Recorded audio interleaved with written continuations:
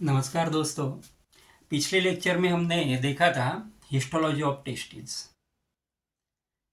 आज के लेक्चर में हमको स्टडी करना है accessory duct. Male reproductive system के 4 इंपॉर्टेंट पार्ट्स होते हैं: टेस्टिस, एसेसरी डक्ट, ग्लैंड्स और उसके बाद लास्ट में एक्सटर्नल जेनिटलिया। टेस्टिस का हमने स्टडी किया। Accessory duct, male reproductive system में accessory duct become play very important role. Duct means tubules.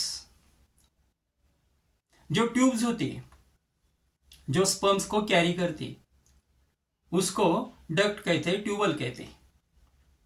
The accessory duct includes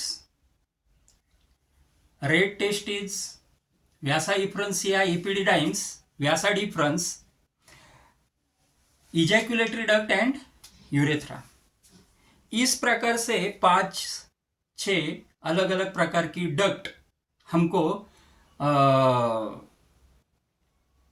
male reproductive system में यानी टेस्टिस में देखने को मिलती है. तो ये जो डक्ट है इनका फॉर्मेशन कैसे होता है? Actually all the seminiferous tubules of the testis at the posterior surface, all the seminiferous tubules of the testes at the posterior surface form a network, and this network is called as red testes.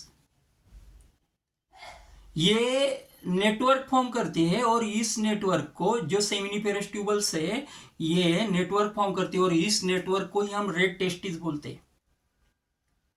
From the red testis 12 to 20 tubules arises and these tubules are known as Vyasa efferentia. Vyasa efferentia connect red testis to the epididymes.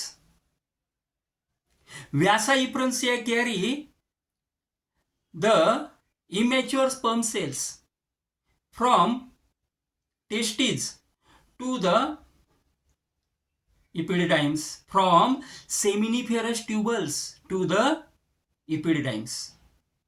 Seminiferous tubule से epididymis तक वो क्या करती है तो immature sperm cells को लेके जाती है. Then immature epididymis is also tubule where actually the sperm cells get matured. Epididymis में स्पर्म सेल जो है वो मैच्योरिटी अटेंड करती है, मैच्योर होती है. Then from the epididymis to tubules arises which connect to the seminal vesicle. Seminal vesicle is a pouch-like structure where the sperm cells are stored. Epididymes से 2 tubules arise होती है. ये जो tubules है वो सेमिनल वेसिकल को joint होती है. सेमिनल वेसिकल क्या है कि जहां पे स्पर्म सेल्स का स्टोरेज होता है. From the epididymes the tubules arises which carry the sperm cells from epididymes to the seminal vesicle, known as Vyasa differentia or Vyasa difference. From the seminal vesicle, ejaculatory duct arises, and further ejaculatory duct leads to urethra.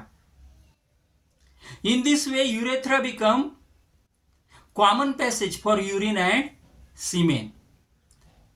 So, urethra is also called as urinogenital tract. So, urethra को ही हम urinogenital tract भी बोलते हैं. In this way, this is the accessory ducts which are found in the male reproductive system. Red testis जो seminiferous tubules का network है उसको red testis बोलते हैं.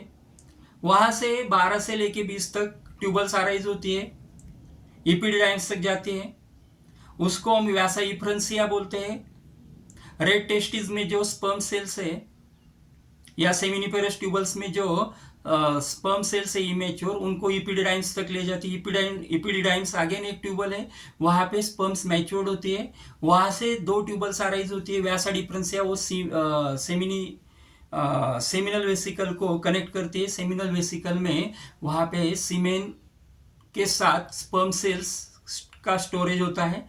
तो इस प्रकार से vasa deferens is functioning to conduct the sperm cells from epididymis to the seminal vesicle. Seminal vesicle से इजैक्यूलेटरी डक्ट अराइज होती है, वही आगे चल के यूरेथ्रा से कनेक्ट होती है। इस प्रकार से हमको डक्ट्स का फॉर्मेशन या डक्ट्स का फंक्शन मेल रिप्रोडक्टिव सिस्टम में देखने को मिलता है। अगले लेक्चर में हम जो ग्लैंड्स है उस ग्लैंड्स का स्टडी करेंगे। थैंक्स, धन्यवाद।